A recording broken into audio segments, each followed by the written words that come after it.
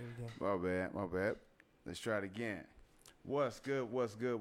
Peace, and blessings. What's good? It is your boy 7 Inglewood's on right now in your zone. And this is a KC Info Rail, KC's fastest and growing podcast and growing fast. And I am here with none other than the Mass Bandit, the Mass Marauder, none other than your grandma's favorite still, I think. What's popping? Mr. Randy Heff, what's good? Chilling, man. We gotta keep grandma safe. You know Oh what I'm saying? yeah. Gotta contaminate, keep my germs to I'm myself. about to say, how you doing? How you doing? Babysitting baby Jesus, you it's all good? man. I mean, me and Jesus good, man. You know what I'm saying? You know I'm about it. Man, what's popping? What's going on with you, man? Man, I'm good. How's your week been? Man, my week's been cool, pretty relaxed. You know what I'm saying? Yeah. Working from home. Doing that good work from home thing. Yeah, man. I feel you. That's good stuff. Yeah, it's different, but you know what I'm saying. It's still cool and whatnot. Man, how's your work been? How's your week been? Man, it's actually been really good. So like I said, a couple of weeks ago, me and my me and mine, we kind of had a come to Jesus moment, so to speak. Yeah. I mean, just in that, we were kind of, just getting to the point where we were like, man, cabin fever was hitting. We were just tired of being shackled up and, tied up and loosed up. I mean, stuck up in the house all the time, you know what I'm saying? And, so stuff started wearing on us a couple weeks ago, but I think we've since rebounded, and I think we've been doing okay. I just want to give my girl a shout out right now and just tell her, hey, babe, I'm with you. We gonna get through this thing. I know we still working through the business stuff, but hey, I got some good ideas. I think we can get some stuff popping. So, shout out to Miko, man. What up, Miko? Shouts by Miko. Shoutsbymiko.com. Check it out. Shouts by Miko. We out here. Facts. But yeah, other than that, I mean, it's been a good week. I mean, I did some yard work. Well, I'm preparing to do some yard work. Don't get it twisted. But I still got the garden thing. I got these damn squirrels now that want to pull up my they're pulling up my bulbs. Wow. You know what I'm saying? Moments after I plant them, so now I I didn't know. There's certain things I didn't know, certain precautions I didn't think about, you know what I'm saying? So that's just my fault. But I got the chicken wire to put down around it, you dig, you know what I'm saying? I'm gonna put up a nice little fortress or whatever to keep stuff around. I got the mole pellets to keep the moles away, you know what I'm saying? So hopefully, you know what I'm saying? Hopefully it'll all be good in a little bit. Okay, that's cool. You know what I'm saying? Anyway. I'm always ready for yard work, man. So, hey. You know what I'm saying? That's what I do. I cut my own grass at auto spots, and that ain't easy, you know what I'm saying? But it is what it is. Hey, shouts out to Marley Child, man. Shouts out to Ebony Finley. Shouts out to Dynamic. Shouts out to my cousin Patriot. Shouts out to everybody who locked in right now, man. We about to get into it. Okay. It's the Kansas City Info Rail, Kansas City's fastest growing podcast, man. We out here, you know what I'm saying? Me and your boy 7. What's good, 7? What we talking about this week, man? Absolutely. So first thing up, man, listen. So I don't have a whole lot of information about it. I just know that it was just a wild occurrence that took place this past Wednesday in Kansas City. You know what I'm saying? It was like over the course of 9 hours, bruh. Yeah. There was 5 shootings. There's a lot going on. 5 shooters in Kansas City, you know what I'm saying? And here's the thing: throughout the pandemic, it seems like the violence has kind of gone up so much so that the mayor has just recently received a $5 million influx of cash from the federal federal government, just to specifically help to fight violent crime here in the city. What do you think about that, Mr. Hell? You think to me, it seemed Kansas City, to be honest, I don't think they really had the violence situation under control prior to the pandemic. The pandemic happened and it just got worse. I guess people had built up anger that they just wanted to. Like, I know it's not funny. It's all like, you know what I'm saying? I don't think nobody died from any of those shootings, did they? I think they said that. No. People were just in critical conditions. There were a couple critical conditions and some grazings and all that. But just the fact that it's like. And, what's wild to me is just the fact that, I'm from Chicago, for those of y'all who don't know. You know what I'm saying? Your boys from Chi-Town, Chicago, Inglewood. What's good? Peace to my boy Lucky ACB. What's happening? BBFN.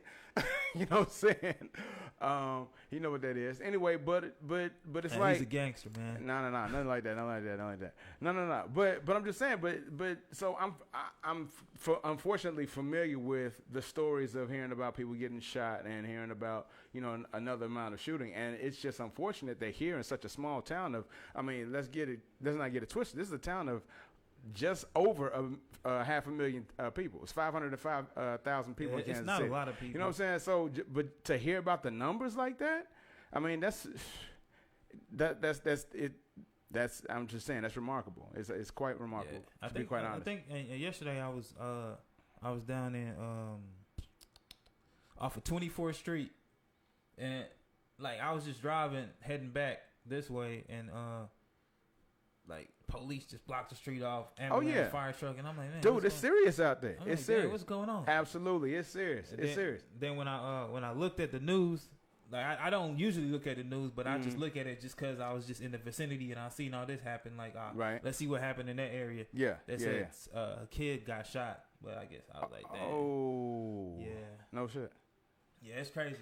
A kid got shot. The kid didn't die though. I mean, gratefully nobody died during this this wild rampage. No, I get that. I get that. It's just, but still, it's just the fact that, you know what I'm saying, it's this, senseless violence is taking place. You know what I'm saying? The weather's getting warmer. People want to be outside.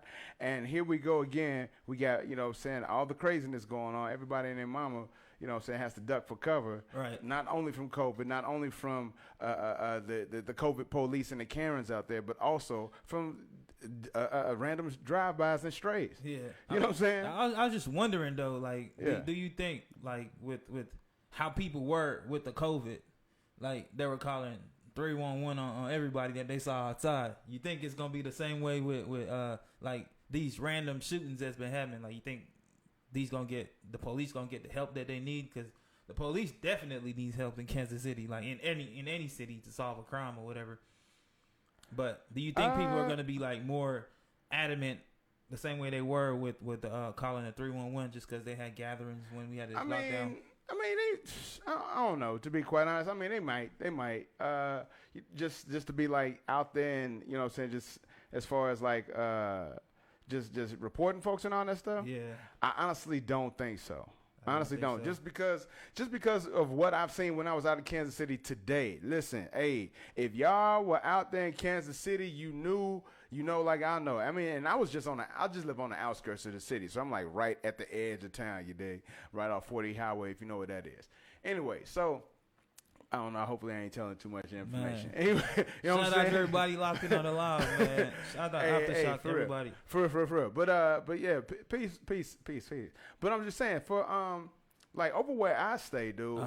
Like I went over to Burlington. Okay. Burlington Coat Factory. I guess it was open for the first time. Okay. Oh my God, the part, dude. I mean, and I don't know if people know about what happened at Ross. I guess a couple of days ago, they had a line that was down the line and around the corner, but that was because they had so much inventory. They were selling everything at 49 cents. Wow. Everything. Wow. You know what I'm saying? Wow. So you had that going on. Burlington, that, you know what I'm saying, that was popping. The parking lot at 54th Street Grill. You know what I'm saying? Which is a restaurant, which is interesting because I only saw like 2 people eating outside. The parking lot was packed. And I'm like, wait, hold on. Why are these people eating? You know what? I'm going to leave it alone because that ain't, whatever. However they doing it, the parking lot was packed, though. That's all I'm saying. So people was, everybody wilding out trying to get their 54th Street Grill on. You know what I'm saying? That's what's up. Nah, I mean, I guess people are excited to go back outside. Like, I can understand the feeling. You know what I'm saying? Like we said, get out the house last week. So everybody's trying to get out the house, you know? Facts. You know what I'm saying? Facts. Nah, like I said, hopefully this, like, I don't think it's going to get no better seeing that it's summertime and everybody's going to be out. Like, everybody's been locked in the house and they been wanting to get out. Like, no, I don't see it like this shooting and all that stuff decreasing. So if you out there, just be careful. If you can't be careful, just stay dangerous, man. Right on. Hey, and speaking of which, you know what I'm saying, let's go ahead and I want it to be known, This shirt, today's shirt by your boys, being brought to you by the good people over there at Identities, EYE, Dentities, TEES. You know what I'm saying? Go ahead and get yourself one of these Identities. No bad vibes today. Holla at Identities. No bad vibes. As we move on to the next story, Mr. Randy have you seen or have you ever received anything through FedEx? Yeah. Okay. Definitely. Okay. Definitely. So you've seen the package. You know how the process works. They come up. They got the van, the bus, whatever is white with the blue and orange. You know what I'm saying, or purple and orange, however it looks in your eyes. You know what I'm saying. You know what I'm saying. They got that going on. They got the arrow inside. If you see that, they come up. They give you the package. You sign for it. They be about their way, right? Right. Okay. Well, seems that there was recently a story, and actually, I'm sorry, I don't even have the location of where this took place. But there was recently a story of two African American gentlemen, of course, and unfortunately, in this case, and I'm just saying not unfortunately, but I'm just saying it's unfortunate in this story. Yeah. But so basically, two African American gentlemen were delivering the package, working for FedEx. Both of them, they were delivering the package as they were walking back from delivering the package. So they delivered the package, walked up the driveway, put it on on the front or whatever. It followed the protocol. Yeah, whatever the delivery instructions asked for, they followed that. Put it and left it there. Started to bail out. As they were fleeing out, then they started to hear shouting and yelling and screaming coming from the house. And here comes the man coming out of the house, who's the owner of the house, and he says, and he's holding his cell phone, and he's saying, "Hey, you look like you were trying to break into my house."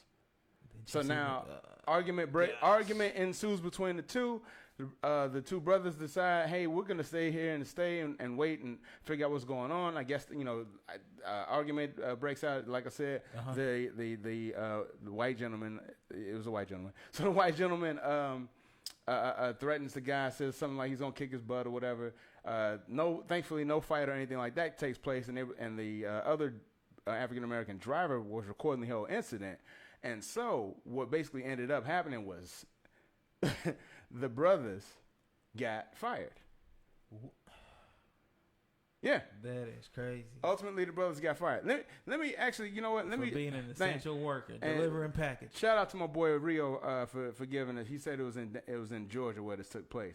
And actually, I want to go in, if I can, and read the entire and it won't take that long, but it's the string, because I got the string actually from the guys that this took place from. It says, so it first starts off saying, let's see what we got here.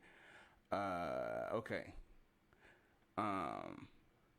So it first starts off saying, update, FedEx called and told me to take down this video and fire both of us today. I'm reposting this video because people like him, doesn't matter white or any race, should never disrespect essential workers putting their lives in jeopardy, especially with this COVID-19. Mind y'all, we go through this all the time. He was the first to actually come at us crazy, and all we doing is our job. We work 6 days out the week to deliver these packages during this coronavirus going on. I really appreciate the job opportunity I had with FedEx. No hard feelings, but I pray I can get back on my feet because I have a daughter now. Shout out to my trainer. He a good dude. He taught me a lot. 100. We don't have a GoFundMe. Blah blah blah. So he gives all that. He says a GoFundMe has since been set up for these gentlemen. And I think the last I checked, it was up to like $70,000 that's been raised for them. So, good for them. Shout out. I actually put in a little donation for them. So, I'm hopeful that, that a little bit goes a long way for these young men, because, it's unfortunate that that's what took place. You know what I'm saying? It's unfortunate that's what it turned into. You know what I'm saying? Yeah, absolutely. So what are your feelings about that, Mr. Hef? Man, like, how is it like somebody has on a uniform? Right. Because I'm sure they had on uniforms. Absolutely. Somebody has on a uniform, and you're just coming out of your house to say, "Oh, you look like," accusing this person. I just want to know, what does it look like to look like you're stealing? What is that? What does it look like to look like you're about to steal something? What is that? I don't even know. What does that look like? I don't know. I mean, I ain't gonna lie. Listen. I don't know. I don't know what they were about, what they were talking about, what was going on. Thankfully, and I guess what's happened was FedEx has since said that FedEx as a corporation has said that they didn't fire these gentlemen. They wanted it to be known that that the FedEx that they worked for was a subcontractor of FedEx. So so there you go. So they're not exactly liable for that. Exactly. So even though they were wearing FedEx uniforms and working in the doing FedEx type businesses and activities, they were not. Please let it be known, ladies and gentlemen, they were not FedEx employees. You know what I'm saying? Contractors. Absolutely. You know what I'm saying? So what? Anyway, yeah. That's wild though. Like, but how can they they have clear video evidence that these guys weren't stealing anything. They were in FedEx uniforms, delivering packages. What they're supposed to do. Yeah. Possibly went out of their way, with all this stuff going on, being considered an essential worker. Yeah. Just dropping off a package, but at this point, somebody gonna come out. Hey, you look like you're doing something that you weren't supposed to be doing, and on top of that, it's not only one of them; it's two of them. Yeah, absolutely. Man, that's ludicrous. Absolutely. And it's like, so what sort of recourse do you have? You know, you on one hand you got, the people are ostracizing and vilifying you just for existing while you're doing your job. You know what I'm saying? On the other side, and we'll kind of get to this a little bit later, you got technology that's trying to take your job away from you. You know what I'm saying? Like how essential are you if really. Corporations are really trying to squeeze you out? You know what I'm saying? It just seems like I said, it just seems corporations are just looking for the easiest way out, cop out, just to get rid of people. So any little thing that happens, that could be a reason that you lose your job. For sure. Absolutely. And that's unfortunate, but hey. And you know what? Why are we talking about? Sit at home and wait on the stimulus check. Get fired and wait on the stimulus. Wait on the stimulus check. Man, what's good, Unc? Man, good to see you out. Need to holler at you a little bit. Somebody says, I heard it was because they engaged instead of just walking away and reporting it. Wow. So because they stood there, and actually, I think that was it.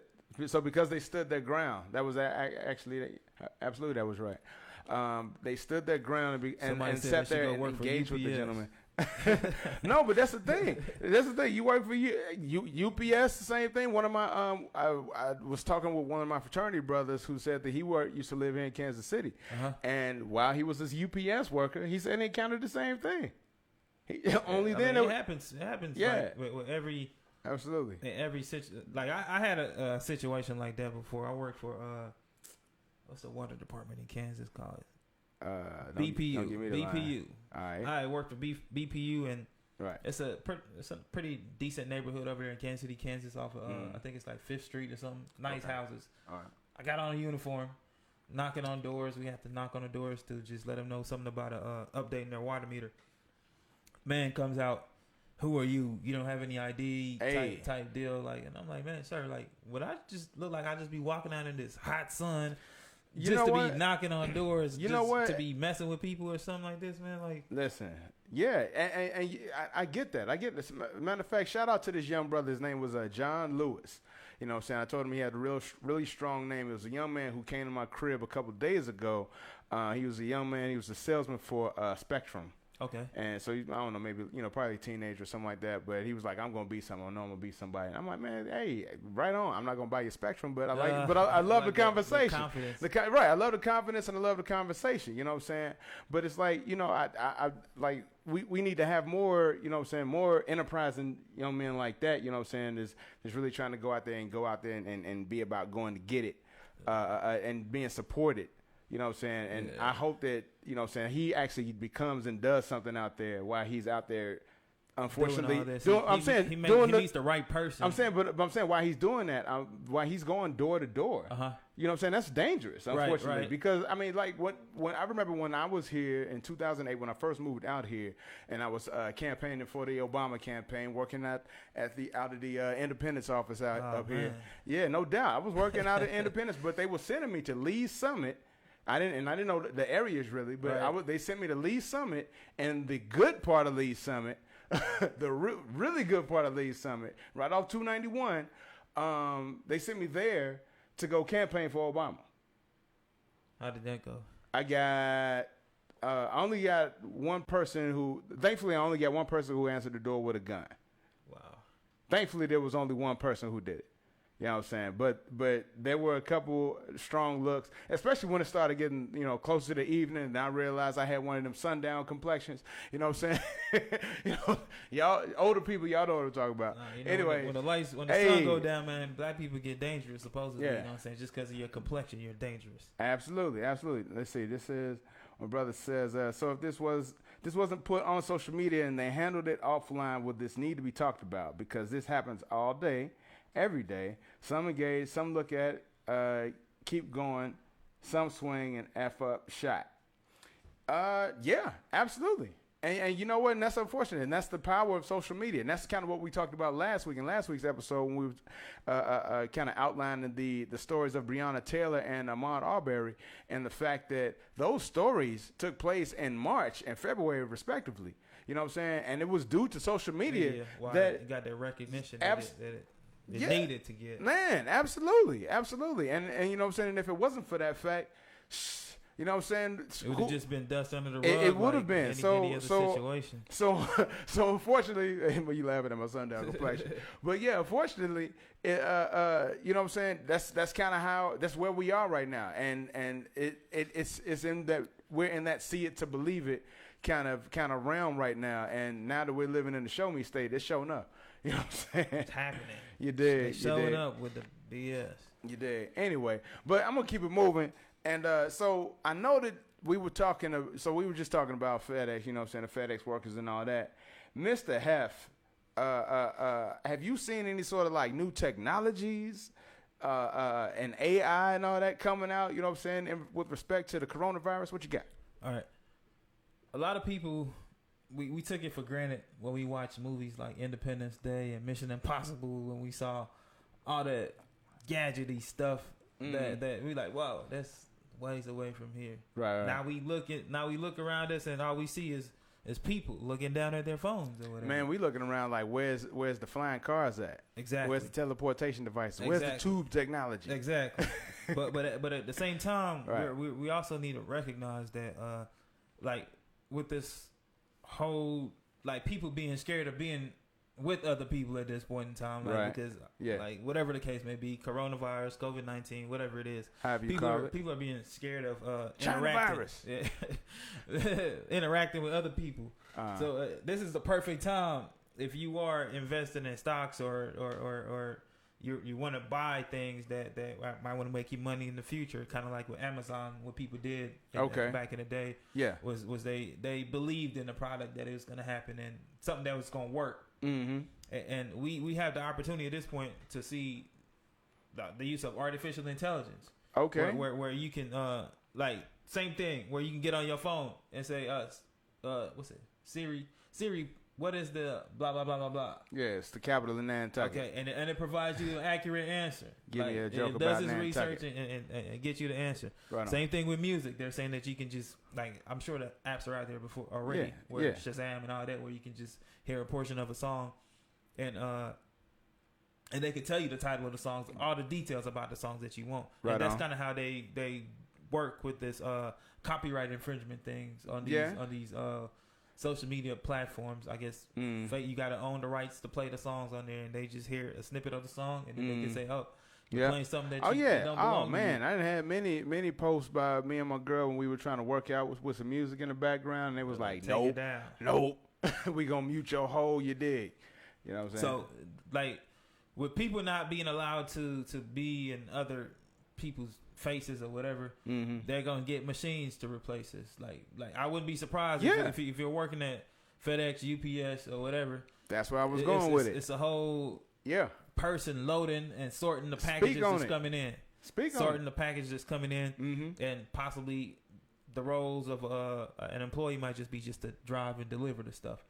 Or even they might even have a robot at this point that gets up and deliver the product. That's what I'm saying, man. I mean, just the fact that right now we have so much is being invested into that was prior to coronavirus and stock market and all that, the stock market's ups and downs. there was quite a bit that was being invested into AI and to self-driving cars and all that. Some self-driving cars companies have actually gone bankrupt since all this is. They had those cars that parallel park themselves now. Yeah, absolutely. A couple of Lexuses and.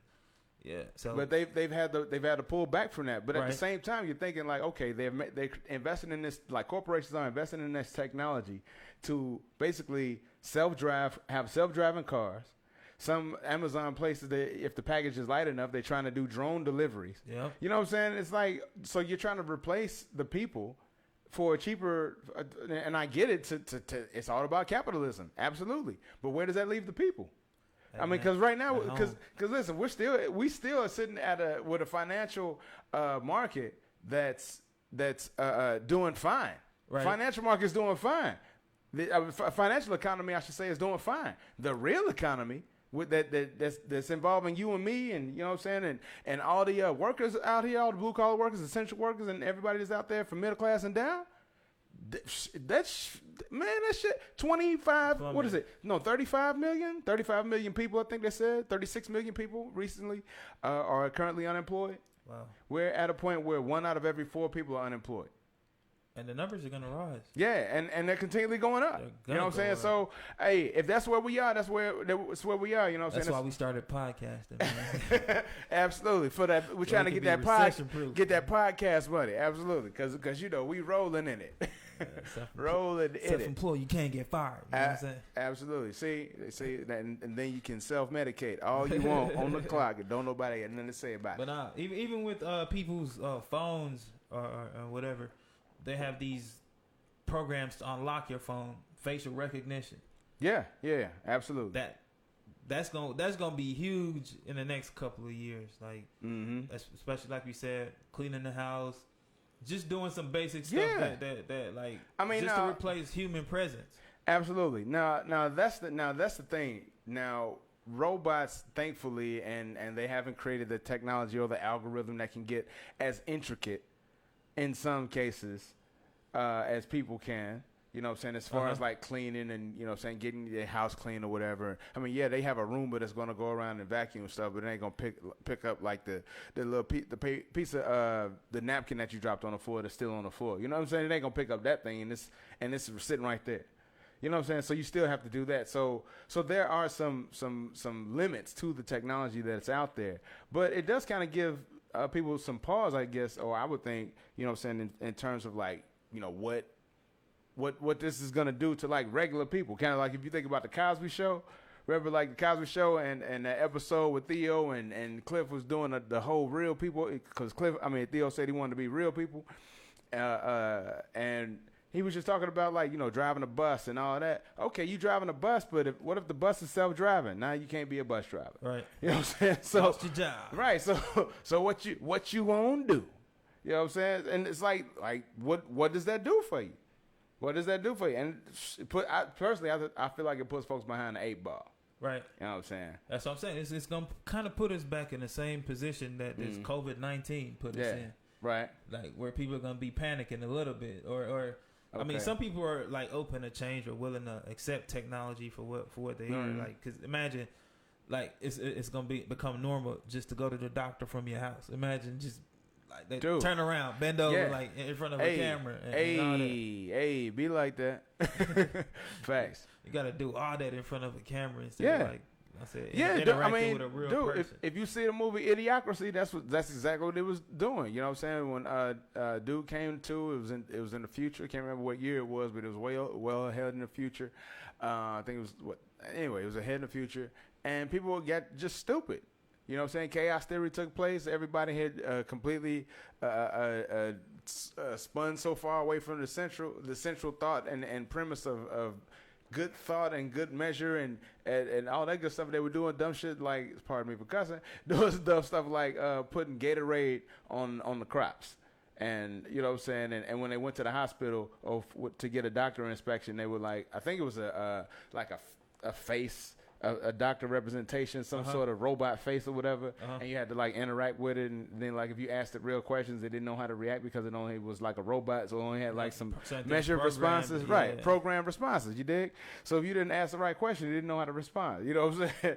Anyway, but it's just, I don't know, it's just wild to me. But like stuff like that got me thinking about like what sort of other new technologies will come out, because I mean, you're saying, because if you think about it, like, and when imagine what the ones that are out there right now that we don't know about. Well, I'm just saying, like, if you think about like 2008, right? Okay. 2008, when the economy crashed in, people all of a sudden didn't want to own homes. They didn't want to drive cars. You know what I'm saying? And so that's when we started getting, and they didn't want to, spend a whole bunch going to the movies and all that stuff. And Redbox and Blockbuster had already started fizzling out. Right. So that's when we got Uber. That's when we got Netflix. That's when we got Hulu. You know what I'm saying? That's when we got all that. And a shared economy kind of thing was starting to be created. That's when the birds. Shortly after that, that's when we started getting the bird scooters and all that goofy stuff. Like, rent something, have fun with it, put it back. You know what I'm saying? Leave it where it is. Leave it wherever you want. Go ahead. We can get it. Right. Do your thug and move around. So I just wonder what sort of technology is going to come out as a result of this, and what sort of smart technology. Because I don't know what sort of phone service you got. I got Sprint. Okay. See, I got Sprint too. For all y'all who got T-Mobile, and even though T-Mobile and Sprint got together, everything ain't together 100% yet. So I'm gonna tell you this: T-Mobile people got this thing called Quibi. So there's an app called Quibi, Quibi, right? And it's basically like they're selling 10-minute movies on there. They're supposed to be like really great. They got great actors. You know what I'm saying? Kevin Hart. Dude from Twilight. They got like some real A-list actors on here doing some really good content, right? And so, and one of the problems that they're having with this thing is that, oh, I'm sorry, let me finish telling about it. So anyway, like I said, it's supposed to give these 10 minutes, like 7 to 10 minute movies or whatever. It's supposed to be like really great content, whatever. But what the problem is that some of these movies are being, instead of them being actual movies, they're like an actual full-length movie, right? That's being chopped up in 10 and 9-minute segments. They took that out of right, and then they made it so bad that you can't do a screenshot on it. Wow. And usually, here's the thing: usually, if somebody likes something, to make something viral, you have to be able to do a screenshot so you can share it. So you can't share any of the content. And then when you go from portrait from landscape to portrait mode, it and all it does is it makes the screen go from here to here. Wow. So it doesn't like shrink the screen to fit to fit the new orientation. It just shrinks it and says it cuts out whatever's on the left, whatever's on the right. It cuts all that out. Ain't no beating so the now system, man. It's the dumbest thing ever, dude. And here's the thing, and the only reason people know that is because they had to share that information on YouTube because nobody was sharing the information from Quibi. You know what I'm saying? Like Quibi had to share their own information to get on YouTube on a different platform to get somebody to come, hopefully to use their platform. Wow. And that's something that just came out. Mind you, dude, they raised $1.75 billion for this thing. And don't nobody know about it. They didn't put nothing into marketing. Yeah. Here's the thing. You got A-list. Maybe it's just one of those, like a Maserati or whatever. Like, you know what I'm saying? You don't see Maserati commercials and stuff like that. So maybe it's just that. But see, that's the thing, though. It's supposed to be an exclusive thing. But see, that's what I'm saying. But a Maserati is set up for the Maserati crowd. Right. Quibi's supposed to be for everybody. Well, it's for the Quibi crowd, I guess it would. Dude, it's like and here's the thing. So while we're at home, and while we're watching content on our tablets, phones, TV, whatever, you're going to make some content that's only available on our phone that I can't share. You know what I'm saying? Like who? okay, the dude who's behind this is like I can't remember what company he's behind, but the last great thing he did was like in 2005 or some shit. You know what I'm saying? So it's been a minute since he's had a hit, but it was a dope hit. I can't remember what it was. It was something like Shrek. I think he worked behind that or something like that. I think it was something along those lines. But getting to the point though, it's just like, so we got technology like that's been coming out. People putting billions of dollars into stuff like that. That money could have been put into some venture capital endeavors for some smaller people like you and me who got ideas. Right. You know what I'm saying? Folks like you and me out there who got ideas. You know what I'm saying? Like I'm just saying, like they put together $1.75 billion and the app is doing nothing. They got A-list actors who've made content that they're trying to put out there and sell. And matter of fact, some of the content. So when they put the content out, put a movie out, and when they try to put it out as episodes, what that does is that allows the production company of the production company that made that movie to pay the writers less.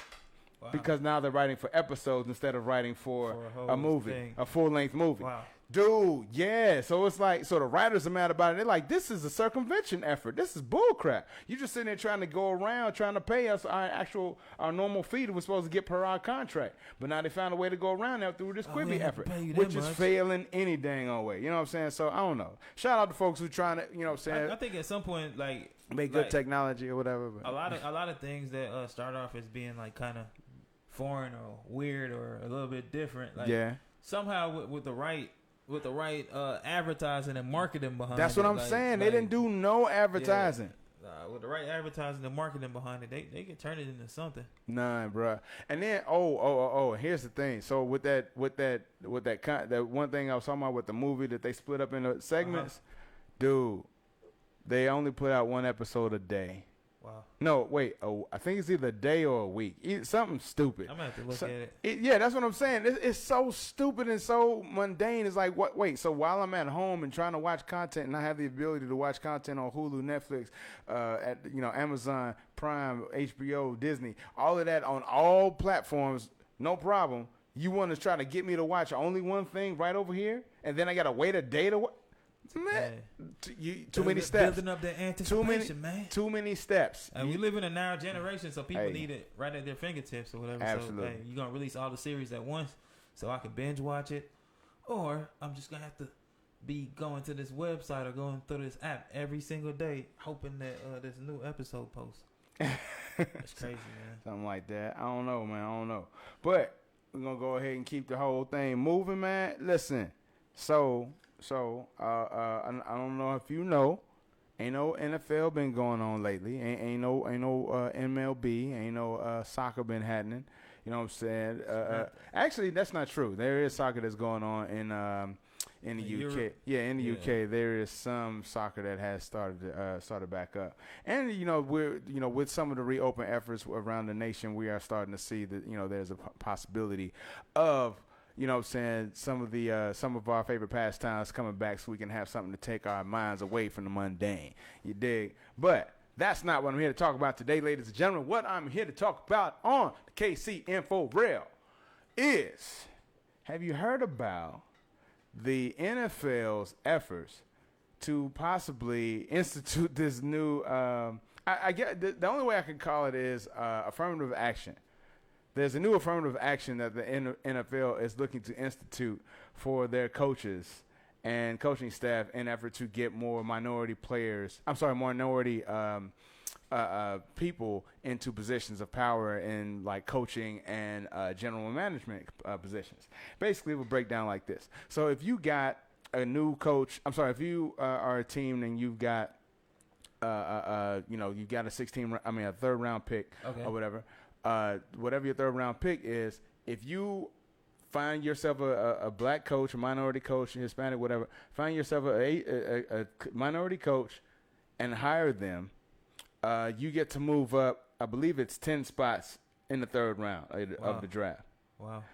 Then if you get yourself a minority GM, then you're able to move up 6 additional spots in the third round of the draft. They're claiming the point of this is just to what? Just improve.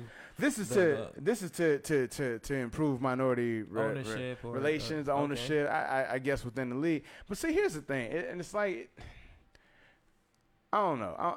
What are your feelings about it? Before I just start going, I feel like I'm talking too much. Go ahead. Because I've been told I talk too much on the rail. Thank you very much, ladies and gentlemen. I hear y'all. Tell me I talk too much. For me, I think if it, like, I'm wondering what's the kickback on it.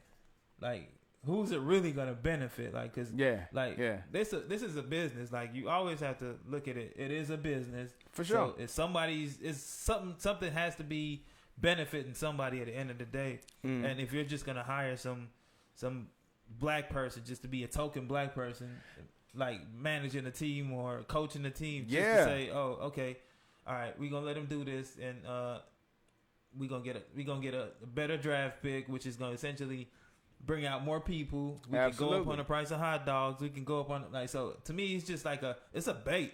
To be honest with you, it's not changing anything. It's a carrot. It's a carrot. It's dangling at you. Come right, get this. Here you go. Here you go. It ain't changing nothing. It ain't changing nothing that Kaepernick or anybody who's talked about social injustice, like how is this helping any of this? Yeah, I mean, I wouldn't even go as far as like the whole Kaepernick thing. I'll just go as far as like, dude, like we're talking about.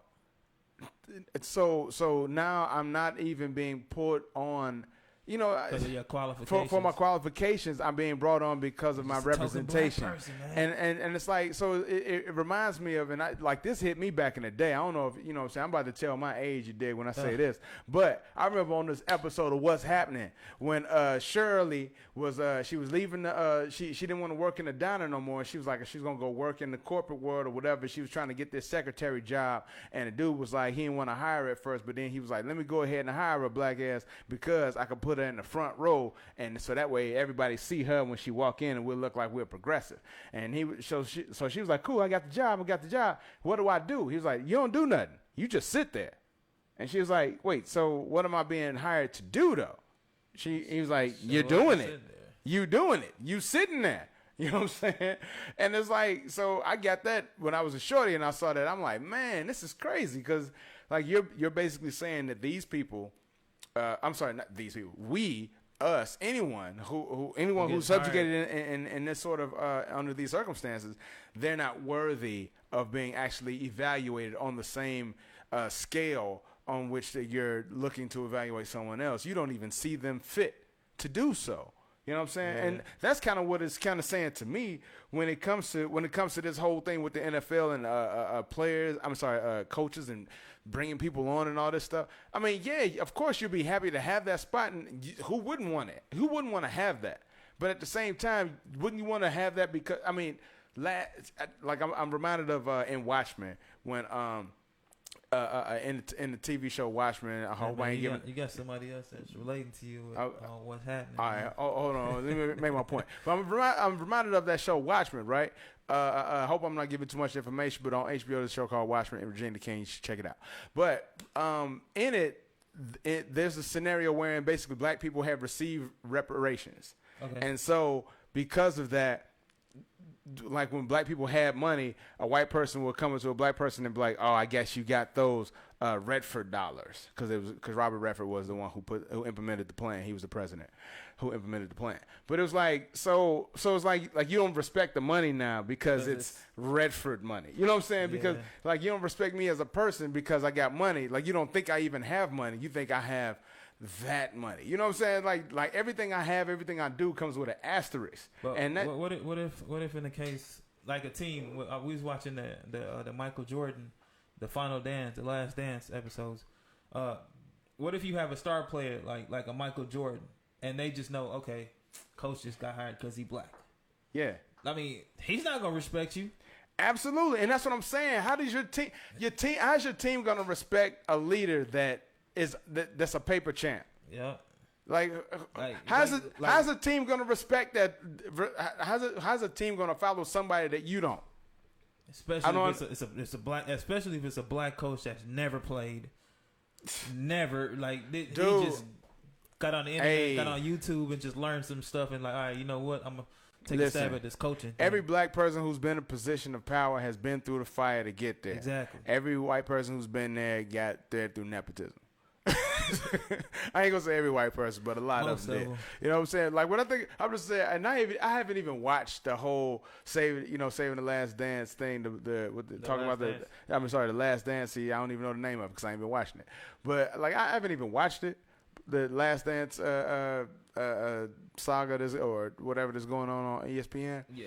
About Michael Jordan. But I know enough about Jerry Krause and Jerry Reinsdorf and the Bulls to know that they ain't played no kind of sports. Right. Like what kind of sports did you play? They know how to manage. See what I'm saying? Absolutely. Business. Absolutely.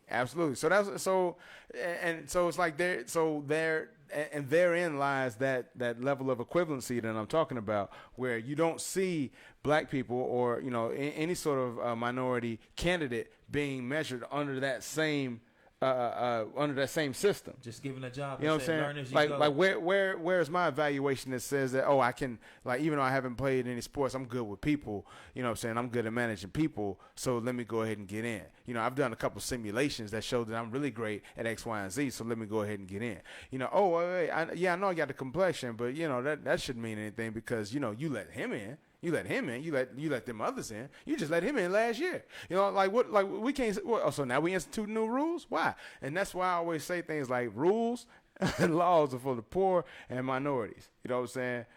Rules and it's unfortunate. It's unfortunate that it comes out that even in this instance it seems like that. But that's kind of how I feel. These are just my feelings, ladies and gentlemen. The opinions, the views and opinions is being expressed right here on the infrared. Especially at this point, are being only from your boy 7 Black Man. You dig? Man, but I ain't gonna say like most, like we talked about a couple of weeks ago. Most blacks or most minority groups who are not involved in the lawmaking process, they just know how to abide by the law based on what they're told. Like the people who make the law, they know the loopholes, so they know how to, walk on that line where I'm barely breaking it, or I can get away with this, or I can get away with that. Like, and that's, I think that's what's ruining America. The playing field is never gonna be level. Yeah, absolutely. We don't have a shot. I mean, never. We don't have a shot at actual representation or even and when I say that, I don't mean like there aren't instances, because I was having a conversation with my family earlier today. And so I know that there are instances. There are always those one-offs. There are places where you like everything's equal, everything's completely egalitarian, everybody's being judged by their merit and merit only. It's a complete meritocracy, and that's it. We only go by scores. I get that, but I'm talking about across the board. Across the board, that's not what we're seeing.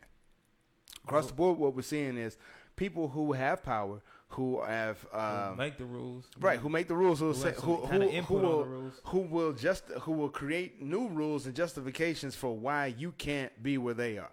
I mean, I remember, I was looking at the post I put up a couple of years ago today that said something like, "Your boss will never pay you enough to be his neighbor."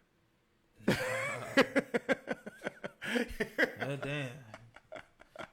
You know what I'm saying? But that's true. That's real talk. And that's why rules and laws and stuff like that are in place. No. You got to get this. No. You have to be there. No. You have to be relegated. Me? No. I can go anywhere. I can do whatever I want. But no. You have to be. You see what I'm saying? Basically, where you're, I mean, go ahead. Based on what you're saying, I'm hearing that rules are just made to govern the poor, pretty much. In general, yeah. In general, and this again, that's my opinion, but that's how I feel. I feel like, because look, we're seeing it right now. You know what I'm saying? I don't really even want to get into this, but like if you look at Lori Loughlin and you know what I'm saying, the Full House mom, you know what I'm saying, the hot MILF or whatever from that show or whatever. Dude, she actually fought. So for those of you all who aren't aware, so this woman was involved in a bribery scandal where she was basically helping to bribe her daughter's way into an Ivy League school and lying and saying that her daughter was on a rowing team and her daughter had never even rowed. So And she was paying all this money and all that good stuff. So now other parents were involved in this as well, and they have since pled guilty, got there, paid their penance, whatever, served their time or whatever, and gone ahead about their business. She fought. You know what I'm saying? She got the money. She fought it. She was like, what am I? You know what I'm saying? I don't want to do it. No community service, nothing like that. I ain't nothing. I'm pretty. I'm beautiful. And I'm whatever. Right. So instead, I mean, she was found guilty, right? Right. But still, she'll get at most. Probably a slap on the wrist. At most, she'll get like 1.5 years of supervision. Probably 5 You know what I'm saying? Something like that. Which will turn into nothing when it's all said and done. Meanwhile, there's a sister in Florida, even if there's other information available with the story, sister in Florida who, I guess, falsified the information on her application to get her child into school for, as far as the addresses go or whatever, so a kid can, saying the child is in this district, 5 years. She's in prison currently, serving 5 years. Well, that's what I mean. So that's what I mean. Money gets you. It gets you to walk that line. It gets you an equivalency. Sometimes it gets you an equivalency that otherwise is not afforded. Like I said, it gets you to walk that line. Like for that parent in Florida, she probably doesn't have the time or the money to put behind beating that case. Somebody on the other hand, the daughter gets into college on some scam stuff. What she do?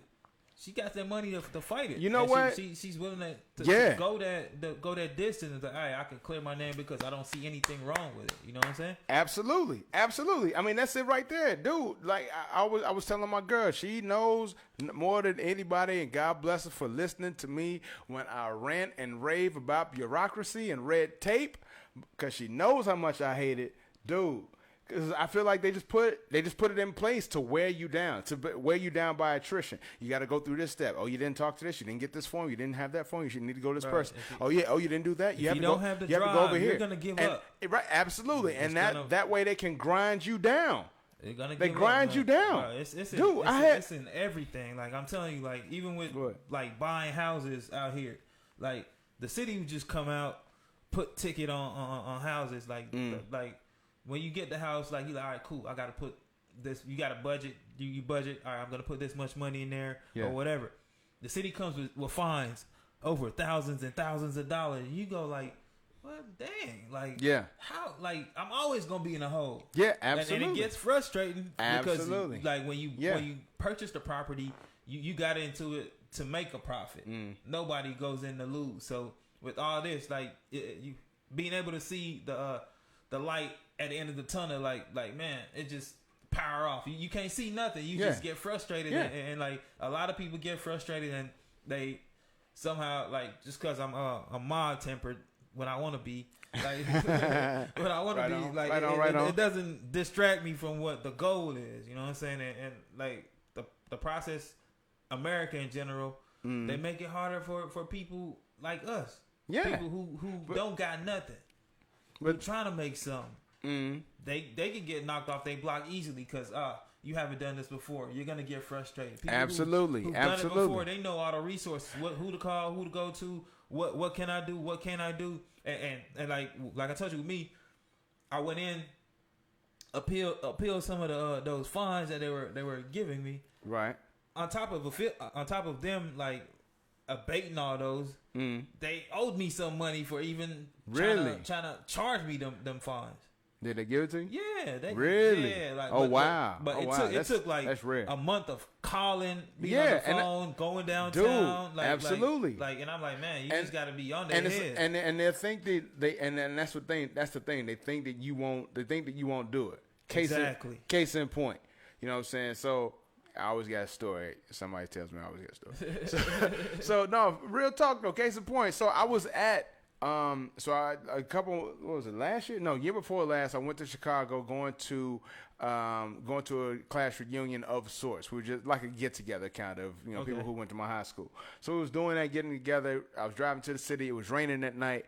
I couldn't see where I was going. It was so blinding with rain. Just as I was pulling into the city, I didn't see that I had accidentally cut off this cop. Wasn't that big of a deal. I knew I was straight. All my stuff was legit.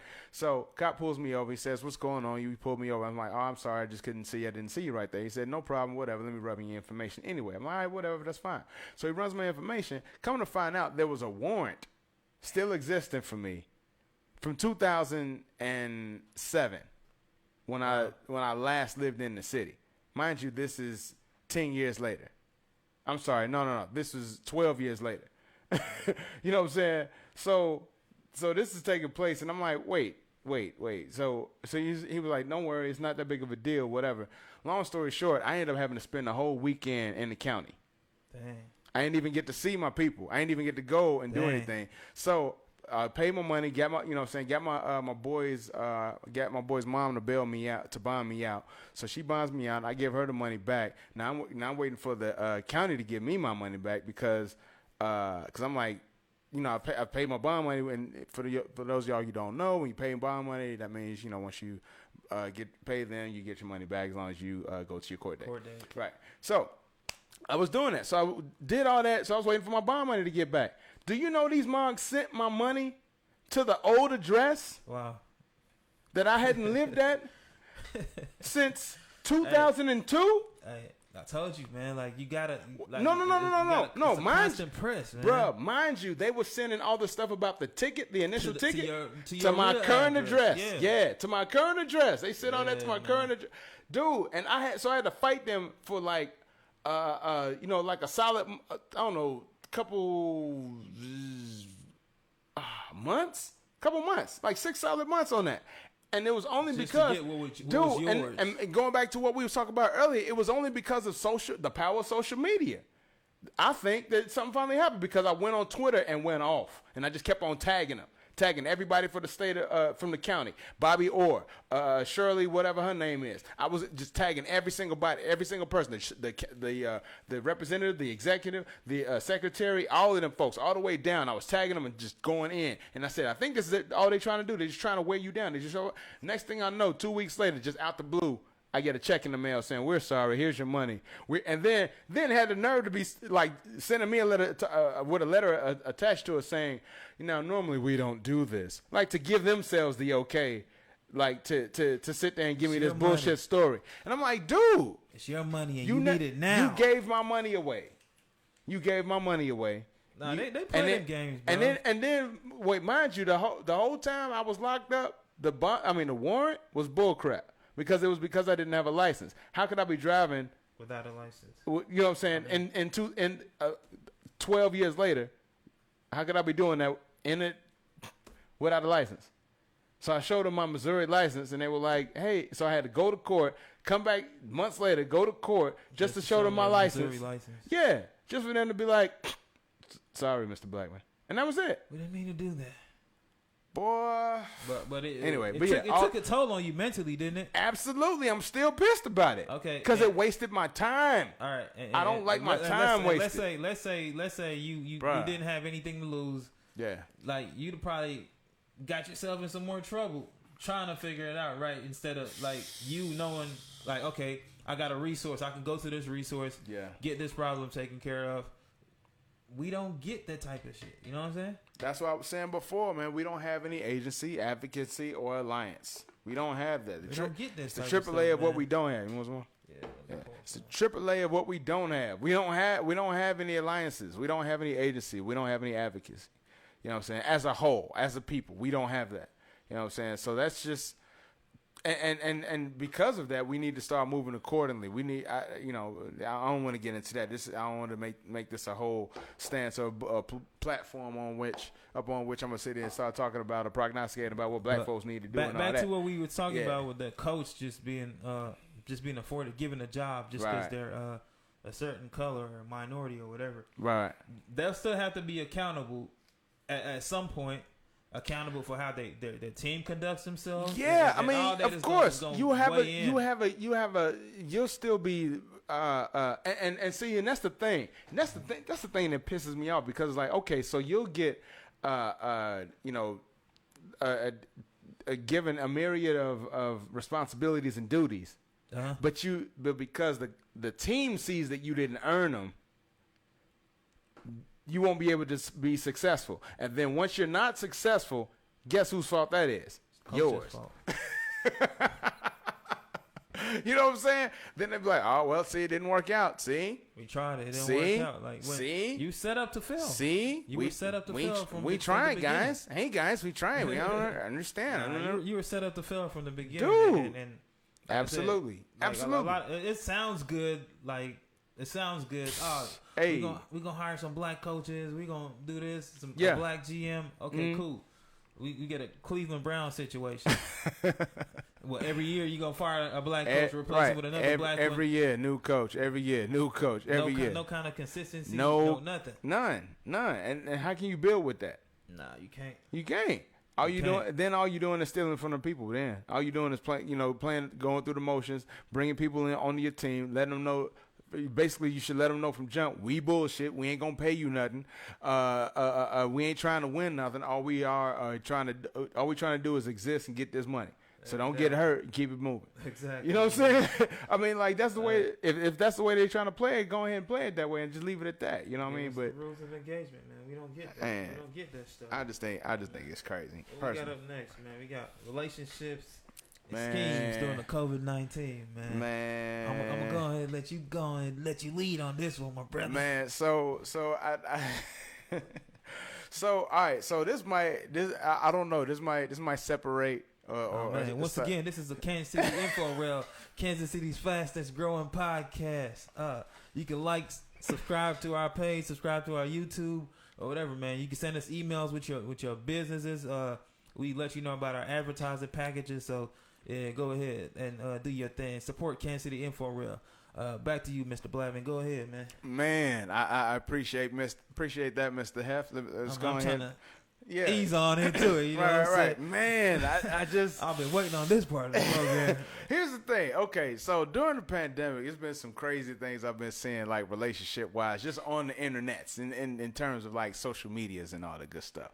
So relationship things here and there.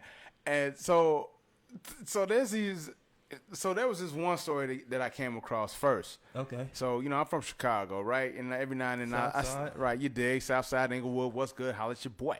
Anyway, but for real, no, I was so I'm checking out the radio, one of their streams, and I see one of the sisters, I think her name was Wanda G, and it's on GCI, the WGCI 107.5, and she was talking with a woman who was looking for a new man for post-COVID-19.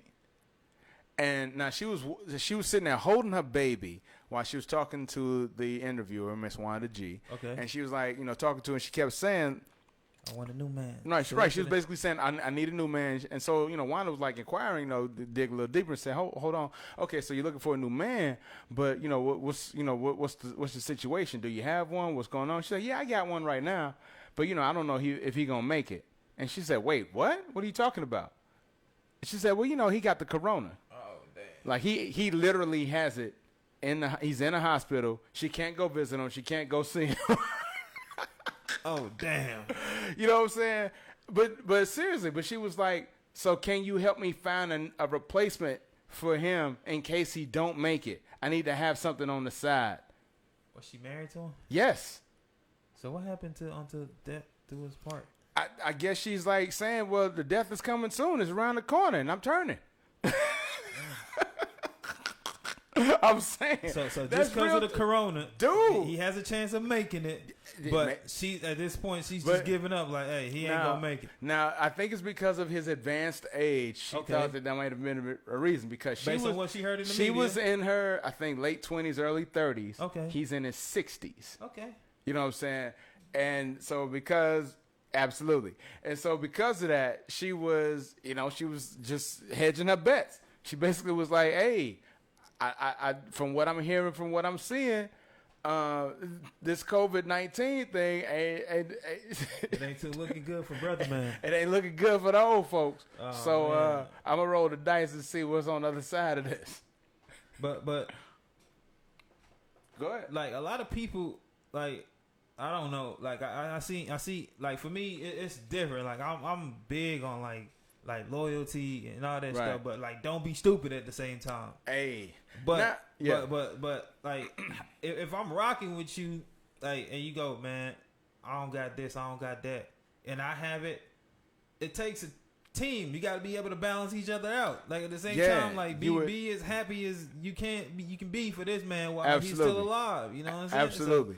So like you just go behind their back, rolling the dice. Like, hey man, you know what? Go ahead and play the lottery real quick. I might win.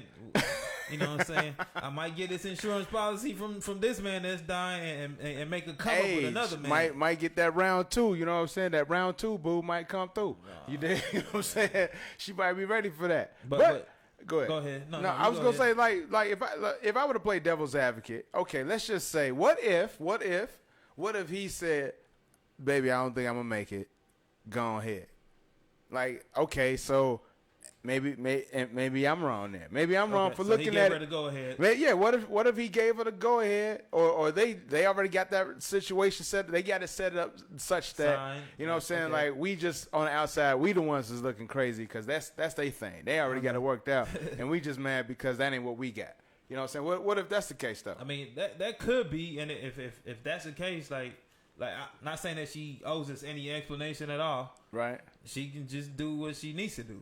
And I guess she's doing what she needs to do. But in a sense of the word marriage, like sticking with somebody forever. That's forever. Sometimes you know ups, downs. But again, out of bounds, that's their marriage though. You see what I'm saying? Right. What if their marriage is set up where they like, hey, you know what I'm saying? We got a till death do us part clause with an asterisk. We got to get our husband on the phone or something during this interview so he can say some things like, hey, no, baby, you could go ahead and get you somebody, baby. On the ventilator, like just passing her off to the next fella, huh? Like, go ahead, big fella. You can have her. Right. You can have her. You can have her. I was just saying. So who's to say? Who's to say? I don't know. But I'm just saying that was interesting. When I saw that, I was like, wait, what? So let me ask you this. For sure. All right. Let's knock on glass. Knock on wood. You were you got a situation, the illness. Mm-hmm. Your wife says would you say to your wife, hey, just go ahead, find somebody to make you happy, or so like if I'm terminal? Yeah, you're terminal. Oh no, if I'm terminal, listen, Linda. If I can move around and we can still move around and you can't catch nothing, then we need to go ahead and move around and we need to get my bucket list together. That's what we need to be working on. You know what I'm saying? Like that's what we need to be doing. So at no point would you be saying, hey, it's cool for you to go out there and test the waters. I mean, listen. All right, am I broke? It's nothing. Okay? Now, if I got COVID or something like that, okay. If I'm sick, I'm contagious, and we can't even touch each other. Okay, if we got something like that, I'm terminal. I know I'm dying. Let's say I know I'm dying. All right. Okay, you know you're dying. So I know I'm dying. I mean, I might. Wait. Yeah. I might because if I know that we can't do it again, no, you know what I'm saying? We can't do it again no more. I can't touch it, can't hug it, can't kiss it, can't love her on it, can't cuddle with my sugar. You know what I'm saying? If I can't do nothing like that, then I'm gonna be like, okay, well then, yeah, I guess, you know what I'm saying? I don't want you to feel obligated, but I would hope. Here's the thing though.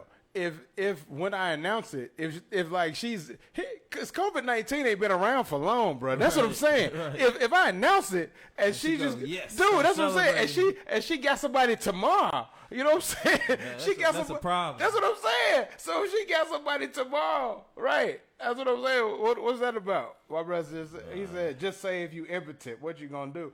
I ain't say nothing about impotent. I don't know what that is. I don't know what you're talking about. I don't speak them languages. Keep it going. I'll let you boy woodshop.com. even if that's the case, like that don't mean that she gotta leave. Like, you know what I'm saying? Yeah, and that's what I'm saying. Like, yeah, I mean, like she could, you know, go and, you know, set your spirit free. You know what I'm saying? On some Wilson Phillips side of the game, and she could do something like that if that's what she feels she needs to do. But still understand you got to take care of this if you still want to get this life insurance. if you want this life insurance, you better act right until the end, till the very end. You know what I'm saying? If you want it. Because now you're a chattel. I'm sorry.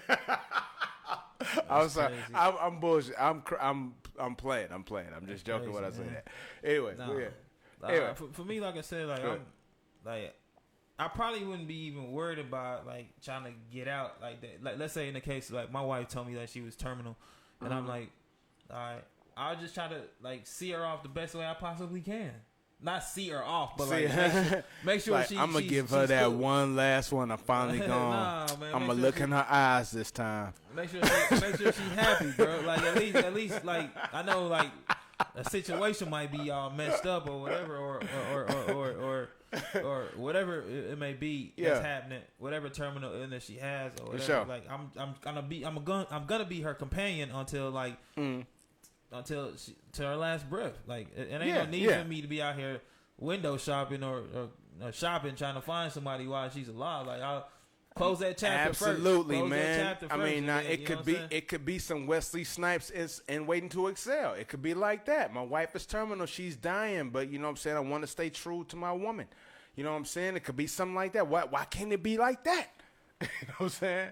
But I will say in this current situation with this young lady, she just came across like really flippant. I think that was the part that set everybody off because it was just like, dude, she was like, yeah, in case you don't make it. I mean, she was just like, yeah. Backup plan for the backup plan. Dude, yeah, she was about it, and for real. You know what I'm saying? So man, that's crazy, though. Hey, God bless her. I mean, and I guess like you said, like that could be the nature of their relationship. You know what I'm saying? Like, and that's what, it's I'm not here to judge and none of that, but it seems kind of funny. Dude, that's what I'm saying. And then so there was that one, and then there was this one where there's this Latina lady. I think she's Latina, but it doesn't matter. So there's a sister. She's a YouTube phenom or whatever. She got like 800,000 subscribers, and she put out a video like recently. During the COVID-19, just talking about, and I get it. Maybe she just, she messes with a different type of guy, whatever. But she was talking about how to get a dude to spend money on you, basically. So she had 8 steps on how to get a dude to spend money on you. She's scamming. Dude, that's from jump. So she started talking about how she got dudes who just spend money on her. She got ways of she said one of the scamming ways was this just got me. She said she wants to she'll have a dude take her on a date, like take her to get something to eat at a restaurant that's by the mall. Wow.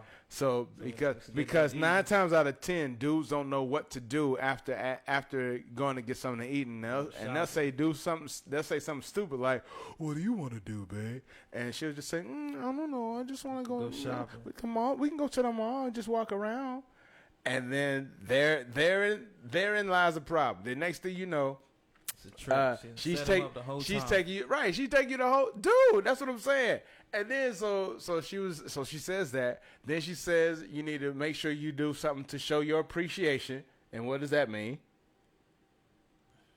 See what I'm saying? So, but like at the same time, she's saying don't do that. Don't put your hair in a ponytail and all that good stuff. But I'm like, if that's not what you feeling, then don't be saying that, right? Because that's what it sounds like you saying. It sounds like you saying you basically just out here hoeing and giving steps on how to hoe and feel good about it. How to lie to yourself and say that you ain't. All right, let's say, all right, play devil's advocate for a minute. For sure. Let's say all right, that you getting played. Look, it's a game. Like it's set up. Okay. It's not set up for you. It's not for you. Which in most like you getting simped out. The views and opinions right now is just solely for me. Mr. Randy Heff. Randy Heff, give it up. I hold this. Like I've heard this before when I was younger. It's like a millionaire will run out of money before a woman runs out of game. So she'll run out of money before you run out of money before she run out of game. I don't. Well, if that millionaire is with that woman, yes. Right. Yeah. Right, okay. right. Yes. So he run out of money before she run out of game. She can get whatever she want, but then he'll be out of money, and she'll still have the game to continue getting money from other people. But okay. But let's say what was I at? The woman and the millionaire. You saying the woman getting game? The woman having more game than okay. The So the woman has more game than the man. Like, let's say you getting played, right? Right. You getting played. Okay. All right. For a man can play along if he know. Okay. All right. I got $10 I can lose. After this $10, I'm done playing. You know what I'm saying? No, yeah, I got you. He's only so he's knowing that a victim as long as his money is. Yeah, right. So he's getting played. He's like, all right, I'll ride along for this $50. This is a $50 game. Right. After $50, I'm stepping out. I'm off it. Right. So do you think the woman, like, after he gives her this $50 that she's aiming for, do you think that the woman at this point feel like she wins? I mean, if it's mutually beneficial, I think they both won. They both won. Okay. Yeah. If it's mutually beneficial, I'll give it to them both. I say sure. They've both come out of this thing mutually beneficial. He's gotten whatever gratification he was looking for. She's received whatever sort of gratification she was looking for. It was an even exchange of energy and or goods and or services if it comes to that. You know what I'm saying? However that goes. You know what I'm saying? Because people act like that's not what it is, but it's always an exchange of some basically, sort of way. as long as she's honest and tell you, hey, this is what I'm looking for, you're just a fun guy. After the fun ends, like, keep it pushing. But a lot of people get hung up on like keeping it pushing after the fun is over. It's like, nah, I don't want it to be over, but sometimes it's just over. You know what I'm saying? Yeah, I guess I get what you're saying. And sometimes people just try to hold on too long, kind of. Hold on too long. Yeah. I get what you're saying. I get what you're saying right there. It just messes up the whole situation. For sure. I mean, and that's the way it comes sometimes. But Robert Newman said, "I just described a trick." A trick. Hey, that's what it is. Oh, that's what it comes down to. That's what it comes down to. I didn't want to say it, but that's what it is. That's what it is, tricking and simping. I mean, dude, because it's like now all of a sudden they're making it okay. It's like they're making it okay to be a simp. Like, that's the new thing nowadays. I won't say the new things, but that's okay nowadays. Like, it's okay to be a simp. It's cool to be a simp. And I don't mean the simp like in the case of like, okay, you're just saying like, I love this woman. This is somebody I love and adore, or whatever. And I'm going to take care of her. We're in an actual genuine relationship. I mean, in terms of putting the woman on the pedestal, paying for her, and doing everything for her, not getting any sort of anything out of it because you're not even in a relationship with her. Right. You know what I'm saying? Like you're funding her. And there's people out here that's cool with that. Yeah. I mean, some people are like that, but that's what I'm saying. And that's what she was basically talking about. And then, she even had a step in there that was talking about how to make sure that he doesn't catch on. And I'm like, wait, but if this is genuine, what is he catching on to? Oh, your scheme. That's right. I forgot, because she's scheming. And that's what I'm saying. This whole thing is a freaking scheme, dude. And I'm like, okay, so I just hope men are out there being smart. You know what I'm saying? Men and women as well. Absolutely. We are equal opportunity servers in here, you dig? Not like that, pause. But I just hope, people are being smart when it comes to relationships and it comes to, because I just think of like, okay, one of her tips. I won't give the whole thing. I won't even talk about who the lady is. But I just thought it was interesting. She had 8 tips. So another one was, when you're on a date, just talk about, how money is a problem.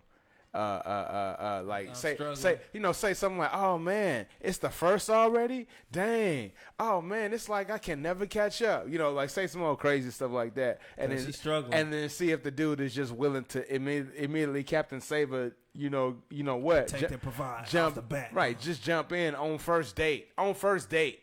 Let me just drop $1,500 on your rent. First date. You know what I'm saying? Like, I mean, maybe dudes are doing that. Maybe that's what's happening. And I thank God that, my girl, you know what I'm saying, she values different things than that because, hey, if that's what it was. Back in the day though, like I ain't gonna lie to you, bro. Like, hey, go ahead. I was just like, sometimes you about to tell me you had a cape back in the day? Nah. I'm just saying, like, I was just I'm talking about me. Like I create a scenario. Like I notice like most of the times people go out on dates. The chick pick a restaurant that's kind of pricey or whatever. Like if the dude is paying, now when the roles are reversed, the chick is paying. She like sometimes insists like, oh, I want to go to this place. She's telling you where she wants to go or whatever. For me, like I just used to come up with some stories like the shit wasn't true. It wasn't. I just make up some stuff like, hey man, I'm struggling or whatever, and like some of them would be like, yeah, what you need, whatever, and I'm like, it's cool, just to like see where their mind was. That's what it was for me, but it wasn't no he said no game or nothing, bro. It was just something to see where their mind was at, just so I could see how we man relate. You sound like JT from for the 5 Heartbeats, and he was like, I even be crying, man. I don't even. He was like, I don't admit to it though. I don't even admit to it. I just want to see where their mind is. Yeah, I was just trying to see where their mind was. Like you know what I'm saying? Are you with me or are you really with me? You know what I'm saying?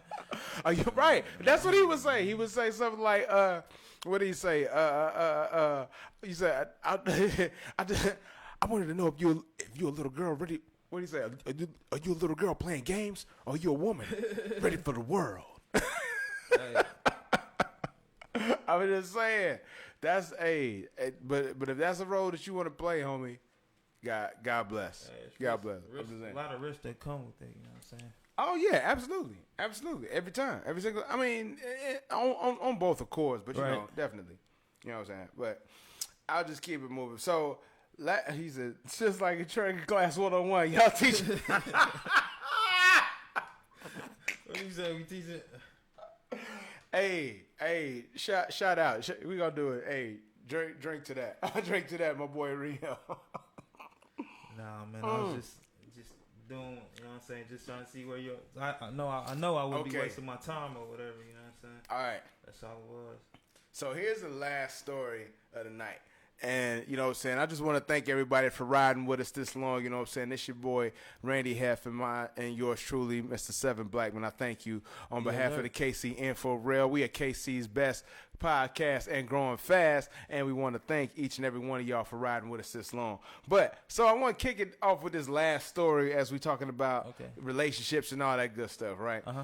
So I was coming across, and this actually almost created like I won't say an argument, but like a little debate between me and my girl today. Okay. So do you know about Steven Jackson, right, from the NBA? Yeah. He's got a podcast with right. With, what's it called? Light skinned dude. I can't think of his name right now. What's his name? Help us Matt out. Barnes. Matt Barnes. That's right. And they smoke a lot. All right. Right. Up in Smoke or something like that is the all podcast. The smoke. All the smoke. That's what it is. Thank you. Right. So they got their podcast, and so recently Steven Jackson revealed some of the intricate details revolving his wife and the marriage that never took place. Okay. So let me just give some information. Let me kind of set the scenario, basically, right? So he's about to get married. So it's a couple months out from the date that they've set. They're putting all this money towards this thing. $400,000 he spent out of pocket himself for this wedding, right? Whole time he's saying, babe, like they've had a meeting and everything. They've gone to had the one, set a time aside, blocked out time, whatever, drove to a place, whatever, talked to lawyers. Here's a prenuptial agreement. She agrees, he agrees. Let's get this thing signed. She says, okay, I'm going to sign it. They go on. They keep on going. 2 months turns to 1 month turns to day of. All right, now it's time for the wedding, right? Wedding comes. Now, the whole time she was talking, the wedding that's going on. My man's from Port Arthur, Texas. Port Arthur, Texas is about an hour outside of Houston, which is where they're going to have the wedding. He wanted to have his pastor from Port Arthur drive over to Houston to do the services. Right. She's from New York. She wanted some pastor that she ain't even a pastor. Met online. That she absolutely, that her girl knows about to come down and do the services. Now, that's important. Why? Because now here comes the day of the wedding. And Steven Jackson's like, okay, wedding time, what's going on? How come this prenup ain't been signed?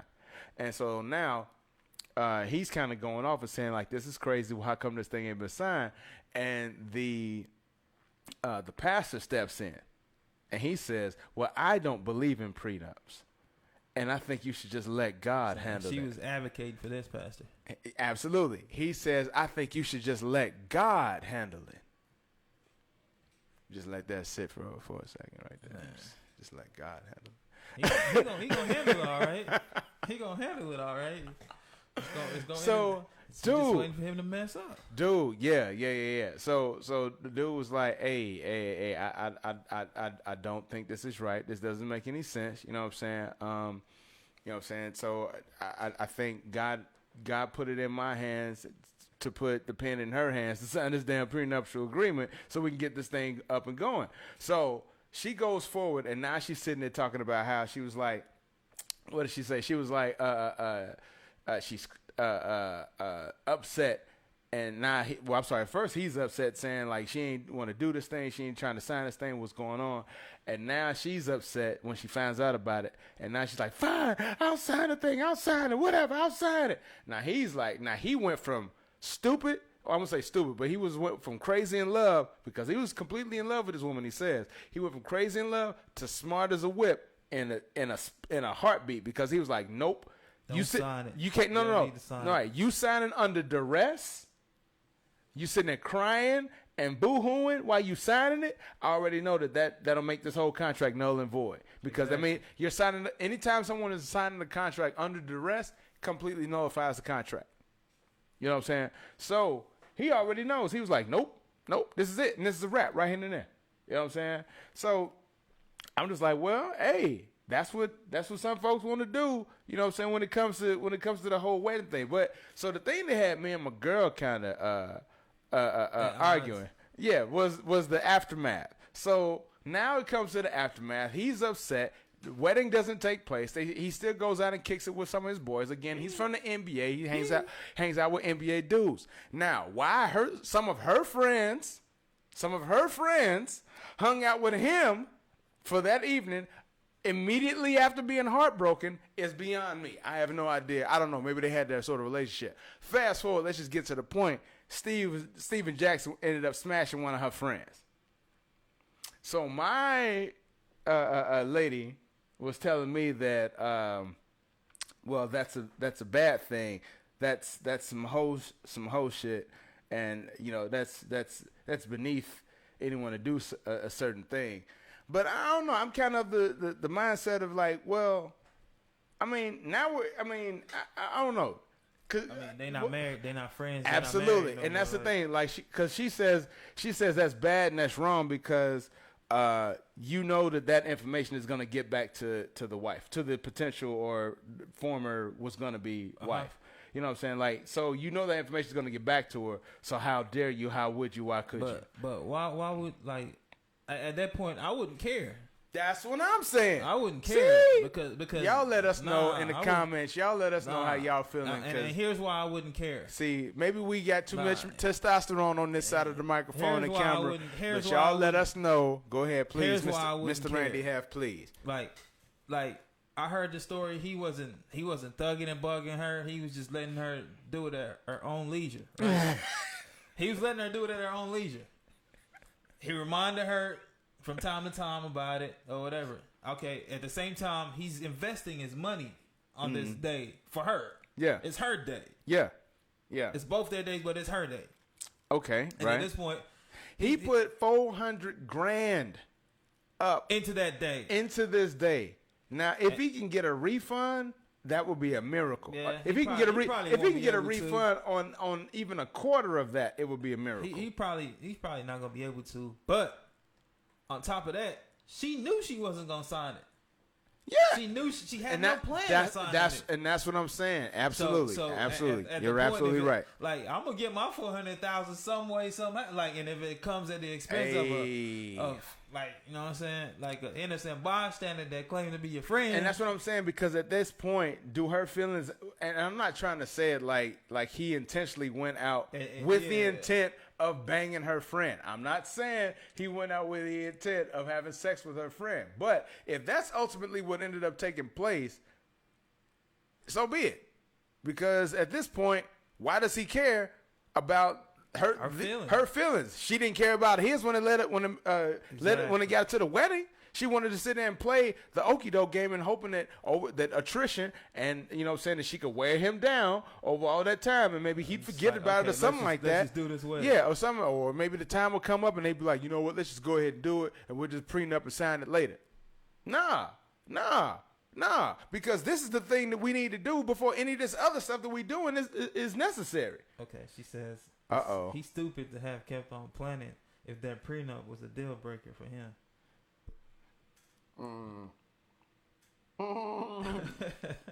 Uh-oh, my man said, no, you don't let that get back to the fiance until y'all are completely through. Hey, man, this like here's the thing. Me, this situation is kind of like, hey, if I propose and she say nah, it's over. It ain't no like. That's water in the boat. It's going down. Like, you know what I'm saying? It's done. Hey, I feel you.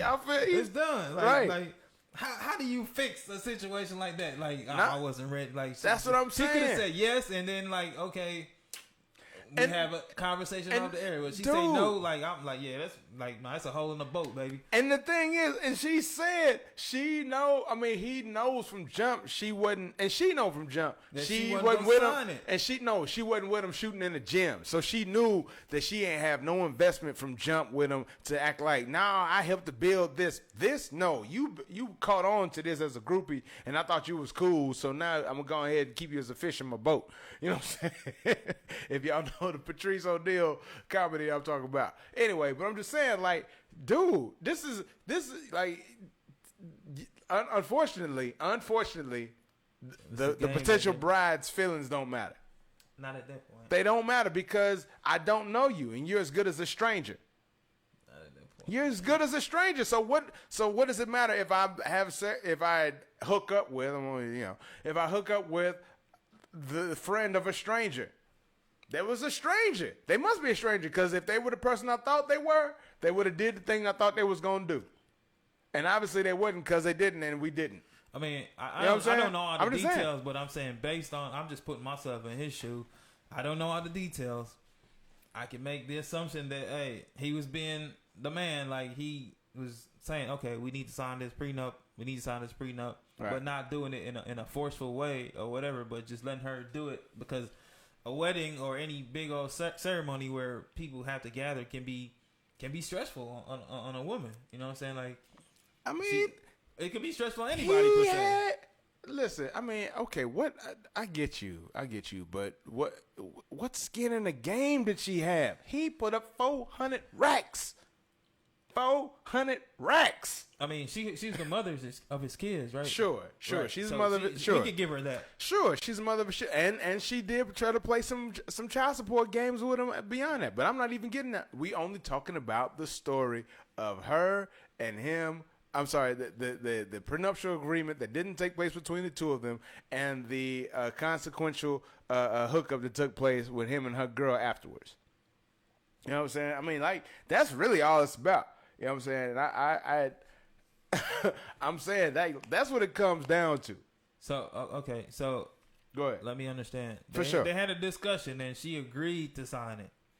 If she agreed to sign it, like, I'm expecting that I'm expecting that she's going to follow through. Okay. If she doesn't follow through, then I'm like, man, like, I just wasted my time pretty much. Yeah. Like, you wasted my effort, my time, my energy or whatever. For sure. So, yeah, like, whatever she's feeling, thinking after I go out and have fun, like, yeah, like, I'm Casper the Friendly Ghost to me. Like, I don't care at that point. You know what I'm saying? Yeah. I mean, I get it. Okay, my man said you can't go breaking off her friends. I get it. Listen, again, if I was wasted. Blame it on the alcohol. Man, they do it all the time. No. Here's the thing. I feel like if he said it's trifling. Okay, you're right. It is.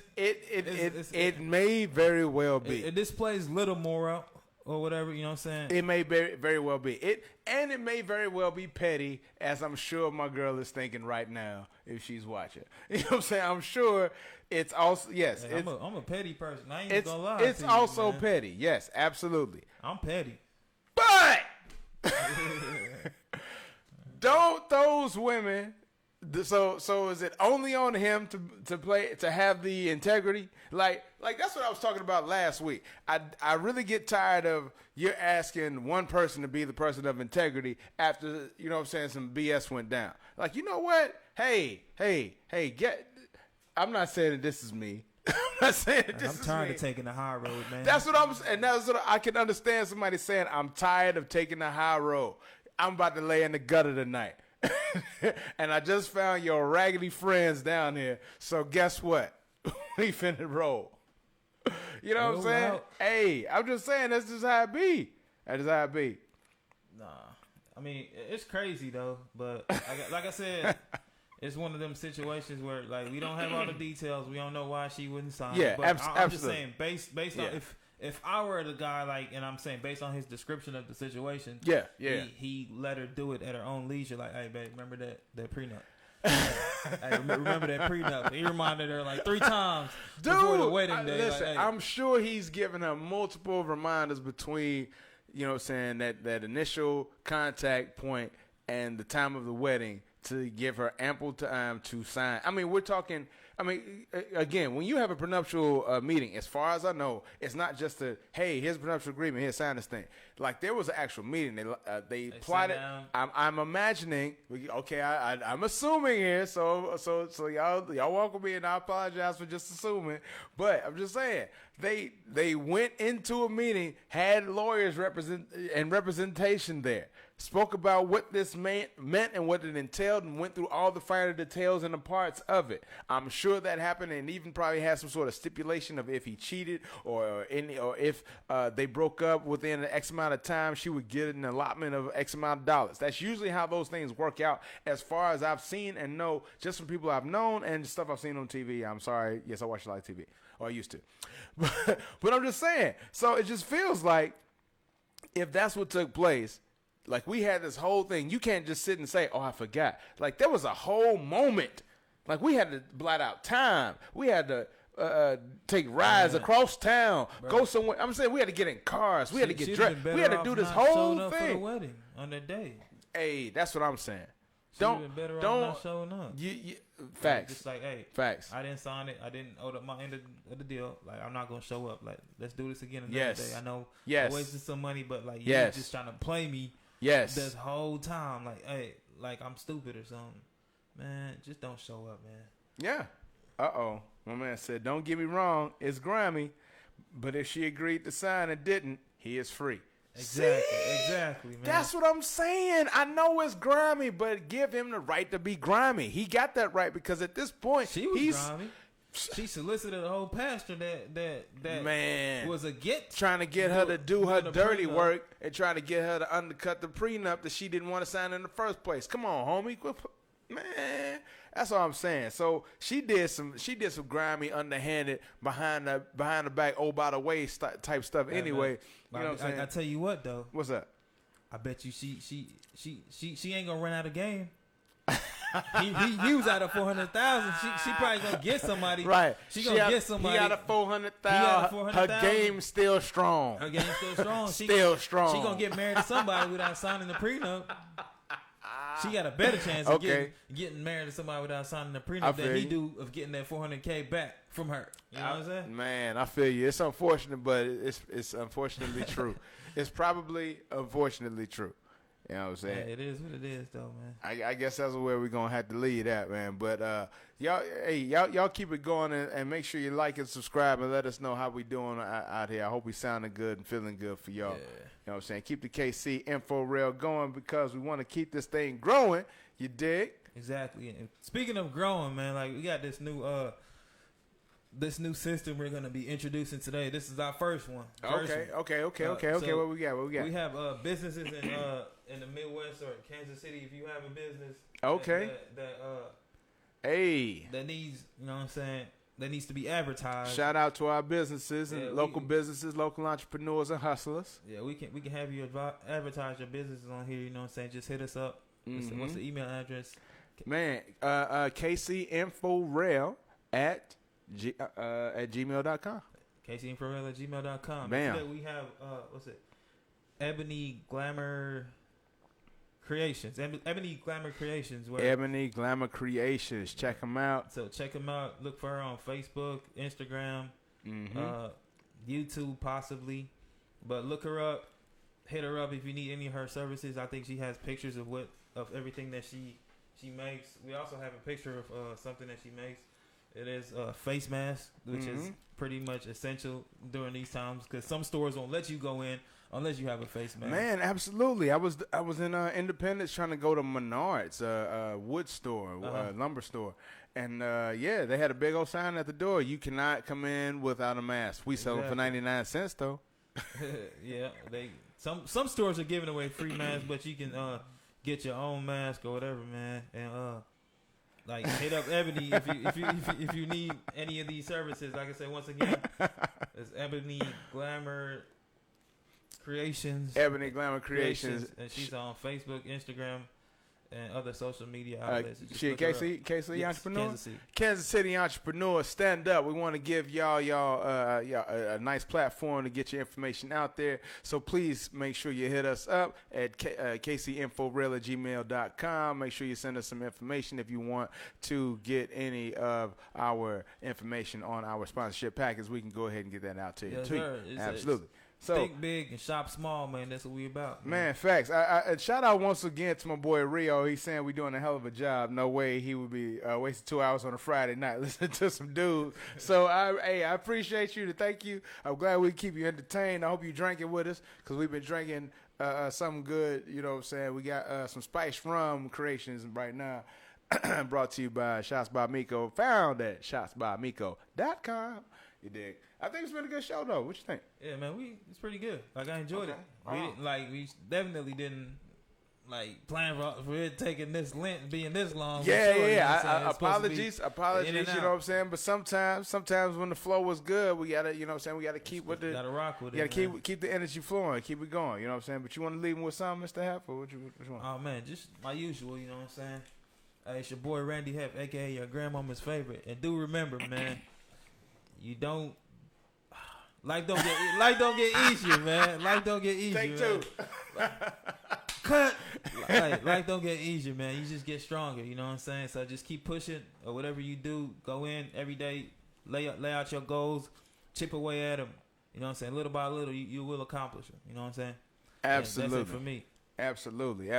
And this is, once again, Inglewood's own, your boy Seven. I want to say peace and blessings and thank you all for tuning into the Info Rail. Thank you for all those who I've known and have waiting to get to know and all that good stuff. I can't wait to meet and see some of y'all or find y'all somewhere out and about.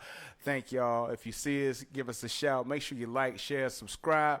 Keep the info going. Keep the rail rising and growing. We want to keep this thing moving. You dig? Thanks for riding the rail. Holla at your boy. Peace. Peace. And I'm out.